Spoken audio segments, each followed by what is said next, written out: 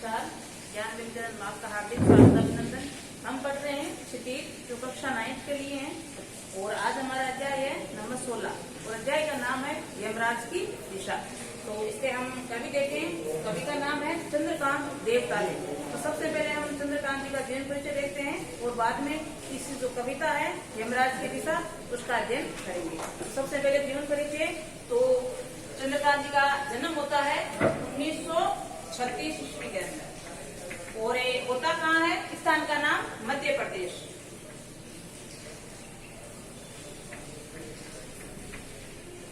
और इनकी हम शिक्षा देखें तो उन्होंने उच्च शिक्षा है वो इंदौर से प्राप्त की है। उच्च शिक्षा इंदौर से प्राप्त की है और इन्होंने पीएचडी की डिग्री प्राप्त कर रखी है। तो पीएचडी इन्होंने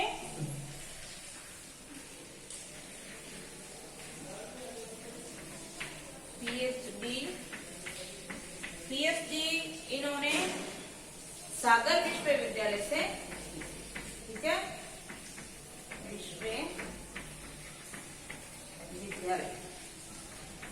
तो ये हो गई इनकी शिक्षा। जो शिक्षा है वो इंदौर से की है और पीएचडी है वो सागर विश्वविद्यालय से इन्होंने किया है। अब हम इनकी कुछ रचनाएं देखें। तो रचनाओं के अंदर मुख्य रचनाएं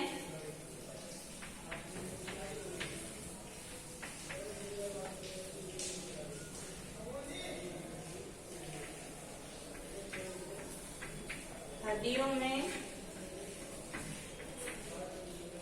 छिपा जबर,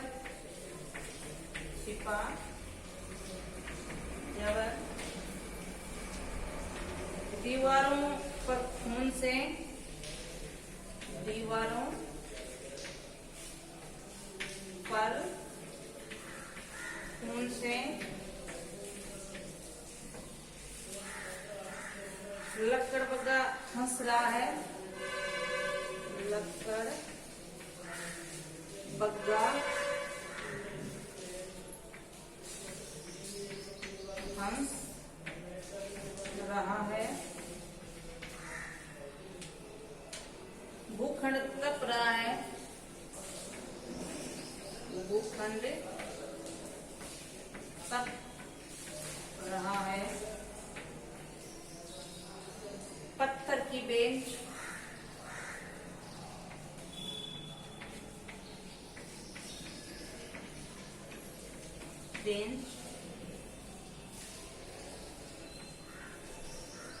और इतनी पत्थर रोशनी, इतनी पत्थर रोशनी, उजाड़ में संग्रहालय, उजाड़ में संग्रहालय। ये है इनकी मुख्य मुख्य रचनाएं। तो ये था आपके चंद्रकांत जी का जीवन परिचय। जन्म होता है 1936 ईस्वी के अंदर और ये स्थान कहाँ है? मध्य प्रदेश में। और उच्च शिक्षा देखें तो इन्होंने इंदौर से की है और पीएचडी है वो सागर विश्वविद्यालय से। और ये इनकी मुख्य रचनाएं हड्डियों में छिपा जवाब, दीवारों पर खून से, लकड़ बग्गा हंस रहा है, भूखंड तप रहा है, पत्थर की बेंच, इतनी पत्थर रोशनी और उजाड़ में संग्रह। तो और इनके एक दो पुरस्कार भी प्राप्त हैं। हम पुरस्कारों को भी देख लेते हैं। तो हम इनके पुरस्कार देखें।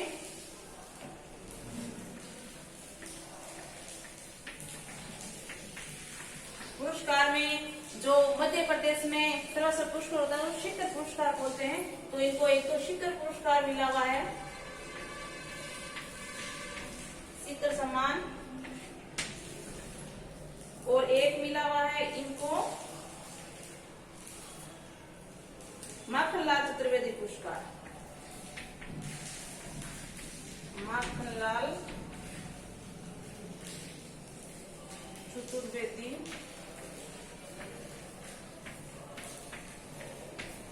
पुरस्कार। ये इनके मुख्य पुरस्कार है। तो दो हो गए, एक तो शिखर सम्मान जो मध्य प्रदेश का सर्वोच्च सम्मान होता है, और दूसरा है माखनलाल चतुर्वेदी पुरस्कार जो इनको प्राप्त हुई। अब हम इनकी जो कविता है उनका अध्ययन करते हैं। तो कविता मैंने आपको बताई, नाम क्या है, यमराज की दिशा। तो शुरू करते हैं कविता इसकी, यमराज की दिशा। तो हम देखें तो इसमें जो आपकी कविता है वो कवि अपनी माँ को याद करके ये कविता बताते हैं। कहते हैं कि माँ हमें जीवन में बचपन में कई प्रकार की शिक्षाएं देती है या बातें बताती है जिस पर हम विश्वास करते हैं और उसी सीख के लिए आगे बढ़ते हैं। ये बातें कवि की माँ देखो कवि को क्या बता रही है उसका ही वर्णन आपको यहाँ मिलेगा। तो कविता शुरू करते हैं। माँ की ईश्वर से मुलाकात हुई या नहीं कहना मुश्किल है। अब माँ है जो चंद्रकांत की माँ, वो उनको कहती है कि मेरी ईश्वर से बातें होती रहती है और ईश्वर ही मुझे जो परिस्थिति है या समस्या है उससे लड़ने की सहायता करते हैं। तो कवि कह रहे हैं कि माँ की ईश्वर से बात होती है या नहीं होती ये कहना मुश्किल है। हो सकता है होती होगी या हो सकता है नहीं होती होगी, तो ये कहना मुश्किल है कि होती है या नहीं। आगे क्या कहते हैं, पर वह जानती थी, पर वह जानती थी ये किसके लिए आया है, माँ के लिए। क्या माँ है वो ये सब बातें जानती थी। जैसे ईश्वर से उसकी बातचीत होती रहती है और उसे प्राप्त सलाह के अनुसार जिनकी जीने और दुख बर्दाश्त करने का रास्ता खोज देती है। ये माँ जो है वो अपने पुत्र को मतलब कान्हा जी को कह रही है कि मुझे ईश्वर से बातचीत होती रहती है और ईश्वर ही मुझे ये सलाह देते हैं कि आने वाली जो परिस्थिति है या हमारे सामने जो समस्या है उससे हम किस प्रकार लड़कर आगे बढ़ सकते हैं या उससे लड़ने का रास्ता खोज सकते हैं। तो ये था इसका भावार्थ। हम भावार्थ देखें तो बचपन में हमें माँ बहुत कुछ सीखने को मिलता है माँ से, और इसमें माँ के ऊपर विश्वास की जो भी पंक्तियां आई है इसमें माँ के ऊपर विश्वास की बातें बताई गई है। और इसमें ईश्वर कह रहा है कि माँ ने ईश्वर को देखा या नहीं देखा, सॉरी कवि कह रहा है कि माँ ने ईश्वर को देखा या नहीं देखा ये मुझे पता नहीं, लेकिन माँ जो बात कहती थी या माँ मुझे जो विश्वास दिलाती थी मैं उस पर विश्वास करके जो महाराह दिखाती थी उसी राह पर चलता था या आगे बढ़ता था। इसलिए माँ ने कहा था कि मुझे ईश्वर से बात होती है और जो हमारे सामने कोई समस्या है दुख दर्द है वो ईश्वर हमें उससे लड़ने की शक्ति देते हैं। आगे दूसरा पंक्ति देते हैं हम कविता की, तो उसमें क्या कहा है, माँ ने एक बार मुझसे कहा था, क्या कहा है माँ ने, दक्षिण की तरफ पैर करके मत सोना।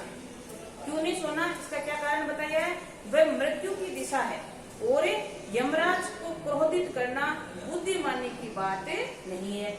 ये लेकर कह रहे हैं कि माँ ने मुझे बचपन में एक सीख दी थी या एक शिक्षा दी थी। क्या शिक्षा दी है कि दक्षिण की तरफ पैर करके नहीं सोना चाहिए, क्योंकि दक्षिण की पैर करके सोने से वो कौन सी है, यमराज की दिशा, मतलब मृत्यु के देवता की दिशा है। और अगर हम दक्षिण की तरफ पैर करके सोते हैं तो यमराज क्रोधित हो जाते हैं।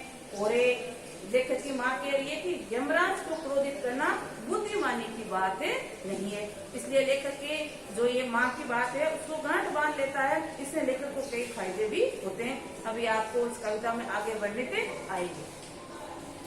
और आगे हम इसके आगे चले। तब मैं छोटा था, जब माँ ने दक्षिण दिशा वाली बात बताई थी तब लेखक कहता है कि मेरा बचपन था, मतलब मैं छोटा था और मैंने यमराज के घर का पता पूछा था। जैसे ही माँ ने बोला कि दक्षिण दिशा यमराज की दिशा होती है तो वहाँ पे करके नहीं सोना चाहिए क्योंकि यमराज क्रोधित हो जाते हैं, तो मेरे मन में ये जिज्ञासा हुई, ये सवाल उठा कि क्यों न पूछे कि यमराज का घर कहाँ है, उसका पता पूछे। तो लेखक कहता है कि मैंने माँ से ये पूछा है, मैंने यमराज के घर का पता पूछा तो उसने बताया, मतलब माँ ने बताया। देखो क्या बताती है माँ, तुम जहाँ भी हो वहाँ से हमेशा दक्षिण में, ठीक है। क्या बताया है कि जहाँ तुम रहते हो वहाँ से हमेशा दक्षिण दिशा में क्या है, यमराज का घर। तो ये लेखक के बचपन की बात बताई है। जो लेखक छोटा था तो उसके मन में जैसे माँ ने दक्षिण दिशा की बताई तो जिज्ञासा जगी या इच्छुक हुआ के पूछे, तो माँ ने क्या बताया है कि जहाँ तुम रह रहे हो वहाँ से दक्षिण दिशा में क्या है, यमराज का घर, निवास स्थान। आगे हम देखें तो माँ की समझाइश के बाद मतलब माँ ने ये समझाया कि दक्षिण दिशा की तरफ पैर कर नहीं सोना चाहिए, तो लेखक को देखो क्या फायदा होता है। तो क्या माँ के समझाने के बाद मैं दक्षिण में पैर करके कभी नहीं सोया, मतलब माँ की बात का मान सम्मान करते हुए, इज्जत करते हुए लेखक कहता है कि मैंने माँ की बात को हमेशा माना है और दक्षिण की तरफ पैर करके कभी नहीं सोया। और इससे इतना फायदा जरूर हुआ। क्या फायदा बताया है? दक्षिण दिशा पहचानने में मुझे कभी मुश्किल का सामना नहीं करना पड़ा। बचपन से ही माँ ने ये सीख दे दी थी कि दक्षिण दिशा किस तरफ है। तो लेखक कहता है कि आगे आने वाले समय में मुझे कभी भी दक्षिण दिशा को पहचानने में मुश्किल नहीं हुई, क्योंकि मैंने ये बात माँ से बचपन में ही सीख ली थी कि दक्षिण दिशा किस तरफ होती है।